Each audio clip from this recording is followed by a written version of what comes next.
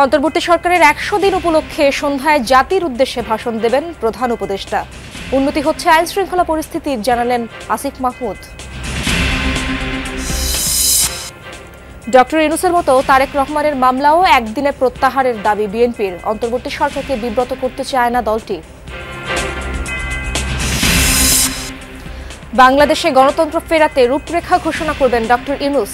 আশা British প্রতিমন্ত্রী Catherine ওয়েস্টের। রাজনীতিতে সব দলের সমান সুযোগ চায় যুক্তরাজ্য। We want to support the government because it is in this period of transition. We want to support the interim government in all the work that it's doing. গুম, হত্যাচেষ্টা ও পঙ্গু করার দায়ে আন্তর্জাতিক অপরাধ ট্রাইব্যুনালে ছাত্র শিবিরের আরও ৭ অভিযোগ। আবেগঘন বর্ণনায় চাইলেন ন্যায় বিচার।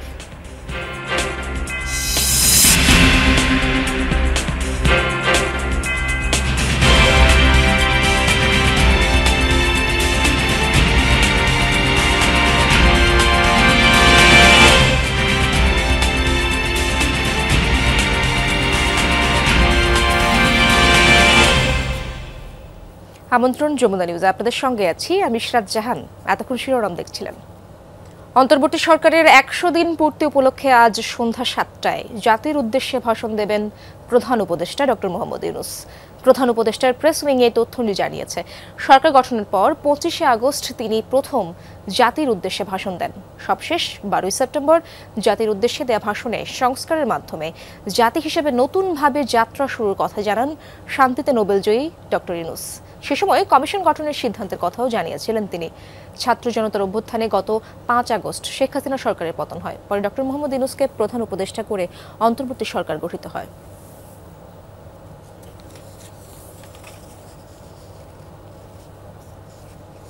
একশো দিনে নানা পদক্ষেপের কারণে আইন শৃঙ্খলা পরিস্থিতি আগের চেয়ে ভালো, এমন মন্তব্য করেছেন যুব ক্রীড়া ও এলজিআরডি উপদেষ্টা আসিফ মাহমুদ সজীব ভুইয়া।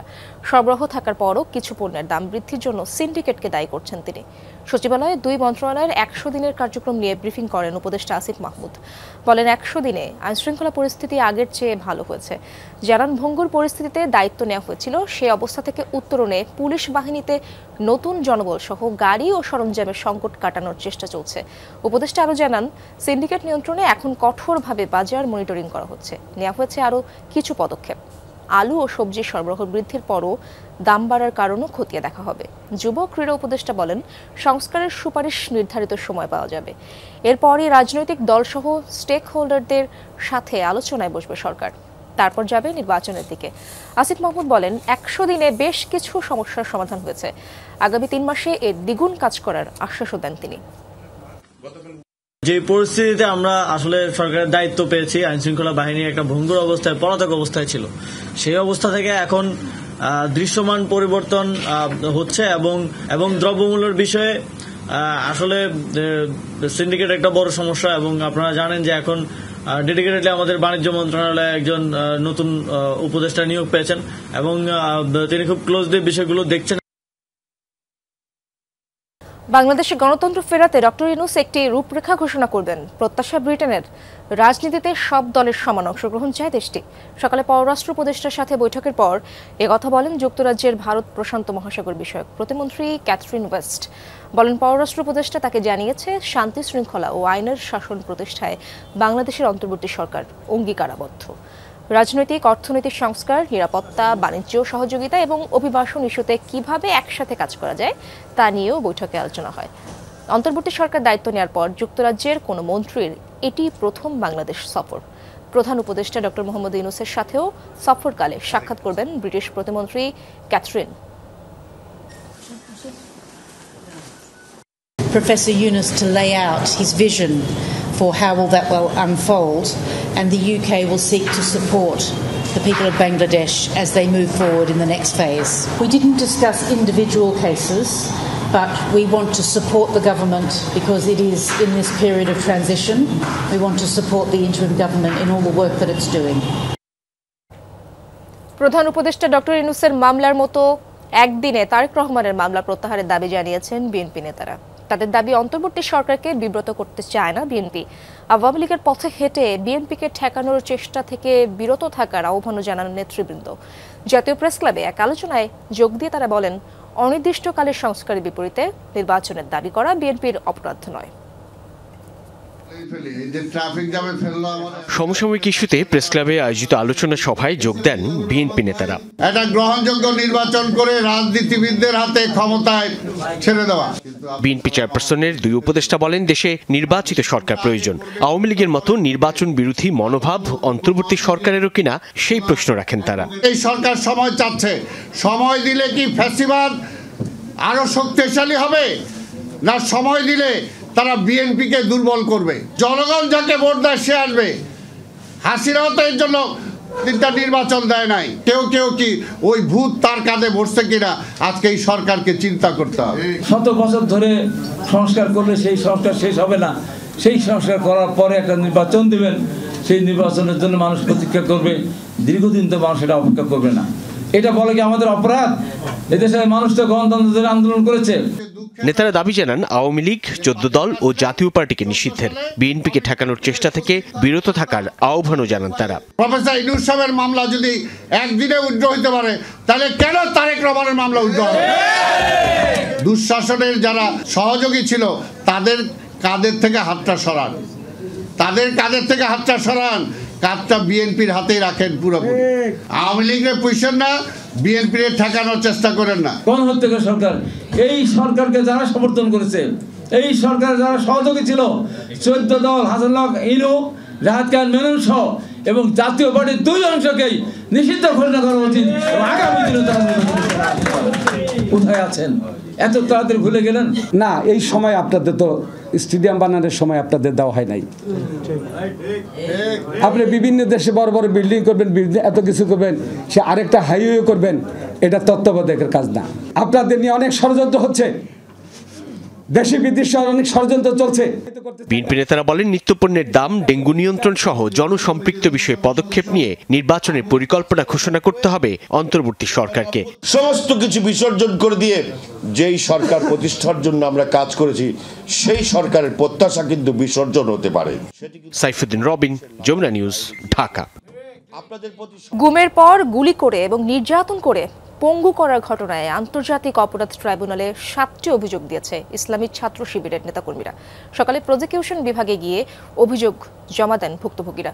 সংশ্লিষ্ট এলাকার আইন শৃঙ্খলা বাহিনীর কর্মকর্তা ও নির্যাতনে জড়িত আওয়ামী লীগ নেতাদের বিরুদ্ধে এসব অভিযোগ জমা দেওয়া হয়েছে। পানি খেয়ে যখন প্রস্রাব ধরে রাখতে পারতাম না, সেই বোতলে আমাদের প্রস্রাব করতে হতো, আবার সেই প্রস্রাব ফেলে দিয়ে সেই বোতলে আবার পানি খাইতাম। শিবির কর্মী সাইফুল ইসলাম তারেককে চট্টগ্রামের রাঙ্গুনিয়া থেকে তুলে নিয়ে যায় র্যাব। 50 দিন আটকে রেখে চালানো হয় নির্যাতন। ভুক্তভোগী সাইফুল বলেন, নিমিষেই ধূলিসাৎ হয়ে যায় তার সফটওয়্যার ইঞ্জিনিয়ার হওয়ার স্বপ্ন। 14 জুন আমাকে বাসা থেকে তুলে নিয়ে যাওয়া হয় সাদা পোশাকধারী। তারপর আমাকে র্যাব 7-এর পতেঙ্গায় 49 দিন রাখা হয়। আমাকে গ্রেপ্তার করার 2 দিন পর জয়নুল আবেদিন ভাইকেও গ্রেপ্তার করা হয় বান্দরবান থেকে। তারপর আমাকে এখন মিসিং আছেন তিনি। তারপর আমাকে চোখ বেঁধে, অবশ্যই সবসময় আমাকে চোখ বাঁধা আর হ্যান্ডকাপ পরা অবস্থায় রাখা হতো।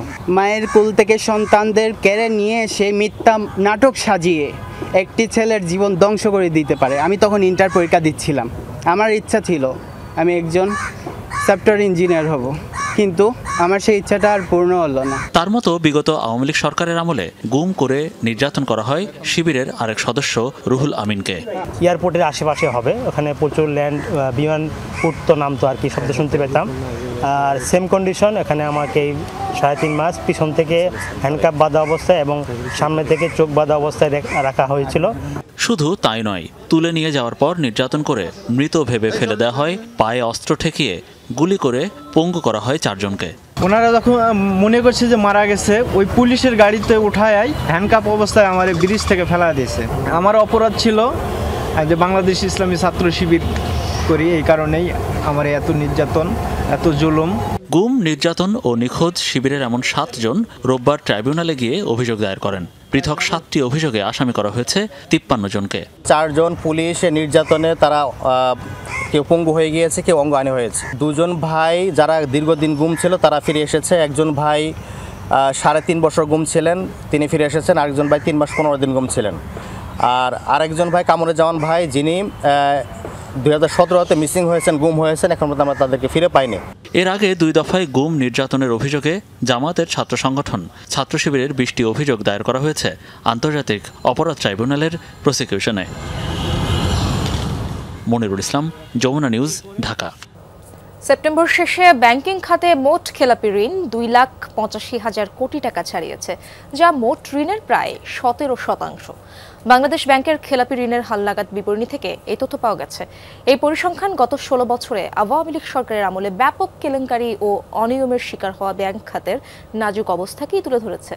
বাংলাদেশ ব্যাংকের তথ্য অনুযায়ী চলতি বছরের সেপ্টেম্বর শেষে খেলাপি ঋণ দাঁড়িয়েছে 2,84,977 কোটি টাকা, যা বিতরণ করা 16.93%। শুধু তাই নয়, গত 16 বছরের মধ্যে বিতরণ করা ঋণ ও খেলাপি ঋণের সর্বোচ্চ অনুপাত এটি। তথ্য বলছে গত জুন পর্যন্ত খেলাপি ঋণ ছিল 2,11,391 কোটি টাকা, অর্থাৎ গত 3 মাসে খেলাপি ঋণ বেড়েছে 73,586 কোটি টাকা। Enjoy the best. It's the noodles. Amazing taste. It's the noodles. Enjoy the best. It's the noodles. It's the noodles. It's the noodles.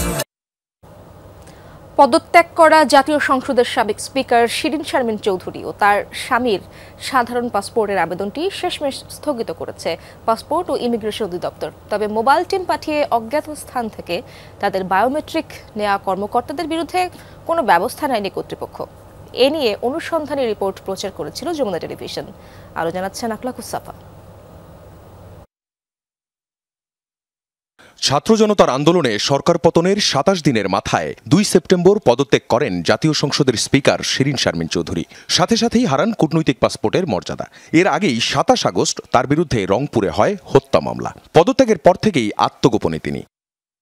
কিন্তু 3 অক্টোবর জরুরি ভিত্তিতে স্বামীসহ সাধারণ পাসপোর্টের আবেদন করেন শিরিন শারমিন। নিয়ম বহির্ভূতভাবে মোবাইল টিম পাঠিয়ে অজ্ঞাত স্থান থেকে তাদের ফিঙ্গারপ্রিন্ট, ছবি, ই সিগনেচার আর চোখের আইরিশ সংগ্রহ করা হয়।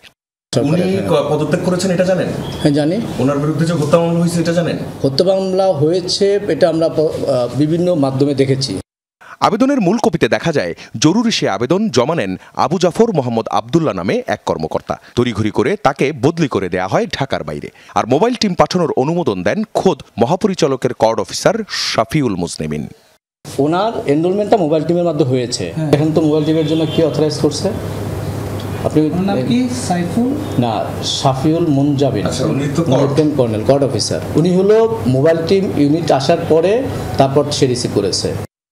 5 নভেম্বর এই রিপোর্ট প্রচার করে যমুনা টেলিভিশন। সেদিনই পাসপোর্ট অধিদপ্তর থেকে জানানো হয় এখনও আবেদন প্রক্রিয়াধীন।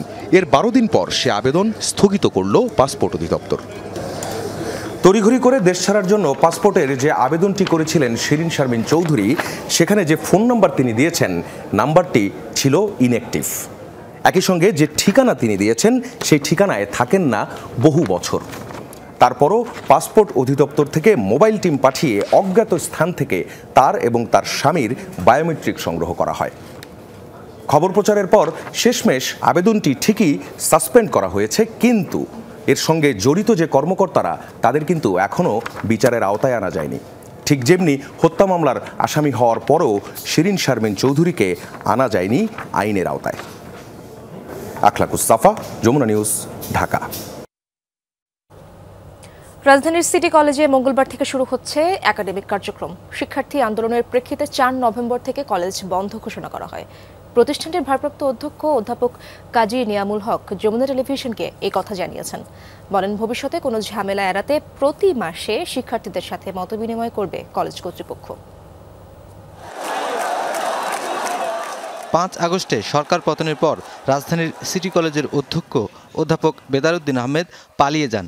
এরপর ভারপ্রাপ্ত অধ্যক্ষের দায়িত্বে আসেন অধ্যাপক কাজী নিয়ামুল হক। গত 28 অক্টোবর ভারপ্রাপ্ত অধ্যক্ষ ও উপাধ্যক্ষ মোখলেসুর রহমানের বিরুদ্ধে স্বেচ্ছাচারিতার অভিযোগ এনে 7 দফা দাবিতে আন্দোলনে নামে শিক্ষার্থীরা। পরিস্থিতি নিয়ন্ত্রণের বাইরে চলে গেলে 4 নভেম্বর থেকে অনির্দিষ্টকালের জন্য বন্ধ ঘোষণা করা হয় সিটি কলেজ। ভারপ্রাপ্ত অধ্যক্ষ বলছেন, শিক্ষার্থীদের সাথে সুরাহা হয়ে গেছে। 19 নভেম্বর থেকে ধাপে ধাপে শুরু হবে একাডেমিক কার্যক্রম। মঙ্গলবার থেকে পূর্ণোদ্যমে ক্লাস চলবে এবং আমাদের ছেলেমেয়েরা ইনশাল্লাহ তাদের ভুল বুঝতে পেরেছে এবং ক্লাসে ফিরে আসবে। আমরা ফেজ বাই ফেজ চালু করতেছি, আমাদের তো স্টুডেন্টের সংখ্যা অনেক বেশি, এই জন্য প্রথম দিন আমরা ফার্স্ট ইয়ার চালু করেছি 19 তারিখ, 20 তারিখে সেকেন্ড ইয়ার, আর 21 তারিখ থেকে first year 11 class 12 class honours master সব একসঙ্গে চালু হয়ে যাবে ইনশাআল্লাহ। তিনি আরও জানিয়েছেন, ভবিষ্যতে একাডেমিক কার্যক্রম স্বাভাবিক রাখতে প্রতি মাসে শিক্ষার্থীদের সাথে মতবিনিময় করা হবে। বন্ধ ছিল 2 সপ্তাহ 12 দিন, একটা মেকআপের ব্যবস্থা নিচ্ছি আমরা, আরও বেশি করে ক্লাস দিয়ে প্রতি মাসে আমরা প্রিন্সিপাল ভাইস প্রিন্সিপাল প্রশাসন সহ ওদের সাথে আমরা প্রতি মাসে একবার মত বিনিময় করব। ওদের কী সুযোগ সুবিধা, কী চাওয়া পাওয়া, দাবি দেওয়া নিয়ে কথা হবে। প্রতি মাসে একবার আমরা ওদের সাথে বলবো। আমাদের স্টুডেন্ট কাউন্সিল আছে, ওই কাউন্সিলটাকে একটু বড় করে দিয়ে ওর ভিতরে আরও কিছু স্টুডেন্ট ইনক্লুড করে দিয়ে যারা লিডারশিপ পর্যায়ে আছে নিয়ে আমরা প্রতি মাসে মত বিনিময় করব। আমাদের ছেলেমেয়েরা ভালো, অনুগত। 1957 সালে প্রতিষ্ঠিত হয় সিটি কলেজ। ইন্টারমিডিয়েট, স্নাতক ও মাস্টার্সের শিক্ষার্থীরা পড়ালেখা করে এখানে। 2023 সালে এইচএসসির ফলাফল অনুযায়ী দেশের 4র্থ স্থানে ছিল কলেজটি। চলতি শিক্ষাবর্ষে 3700 শিক্ষার্থী এইচএসসি পরীক্ষায় অংশ নেওয়ার প্রস্তুতি নিচ্ছে। নুরনবী সরকার, যমুনা নিউজ, ঢাকা। বৈষম্য বিরোধী ছাত্র জনতার আন্দোলনে বিমানবন্দর থানার সজীব হত্যা চেষ্টা মামলায় দেশ টিভির এমডি আরিফ হাসানের 2 দিনের রিমান্ড মঞ্জুর করেছে আদালত। শনিবার মধ্যরাতে তাকে ঢাকার হযরত শাহজালাল আন্তর্জাতিক বিমানবন্দর থেকে গ্রেপ্তার করে এবং বিমানবন্দর থানা পুলিশ। আজ আরিফ হাসানকে আদালতে হাজির করে 3 দিনের রিমান্ড চায় পুলিশ। 2 দিনের রিমান্ড মঞ্জুর করেছে আদালত। তার বিরুদ্ধে বৈষম্য বিরোধী আন্দোলনে একটি হত্যা চেষ্টা মামলা রয়েছে, সেই মামলায় তাকে গ্রেপ্তার দেখানো হয়েছে। গোপন সংবাদের ভিত্তিতে শনিবার রাতে এয়ারপোর্টে চালানো হয় অভিযান। দেশ ত্যাগের আগেই আরিফ হাসানকে গ্রেপ্তার করা হয়। প্রাথমিকের বইয়ে কিছুটা পরিমার্জন হবে, তাই দেরি হলেও জানুয়ারিতেই বই পাবে শিক্ষার্থীরা, জানিয়েছেন প্রাথমিক ও গণশিক্ষা উপদেষ্টা অধ্যাপক ডক্টর বিধান রঞ্জন রায় পোদ্দার। সকালে সিলেটের বিভাগীয় কর্মকর্তাদের সাথে মতবিনিময় সভা শেষে একথা জানান তিনি। উপদেষ্টা আরও বলেন, প্রাথমিক সহকারী শিক্ষকদের 10ম গ্রেড নিশ্চিত করাই প্রধান লক্ষ্য, তবে এখনই তা সম্ভব নয়। এর আগে বিভাগের বিভিন্ন স্তরের কর্মকর্তারা সিলেটের শিক্ষা চিত্র তুলে ধরেন উপদেষ্টার কাছে। বইগুলোর ক্ষেত্রে কোনো কিছু ক্ষেত্রে কিছু কিছু পরিবর্তন করার প্রয়োজন ছিল, ফলে যে পাণ্ডুলিপিগুলো তৈরি হয়েছিল সেই পাণ্ডুলিপিগুলোকে আবার কিছুটা পরিমার্জন করতে হয়েছে। এই কারণেই আমরা কিছুটা বিলম্বিত হয়েছে। দর্শক, এই ছিল যমুনা নিউজ।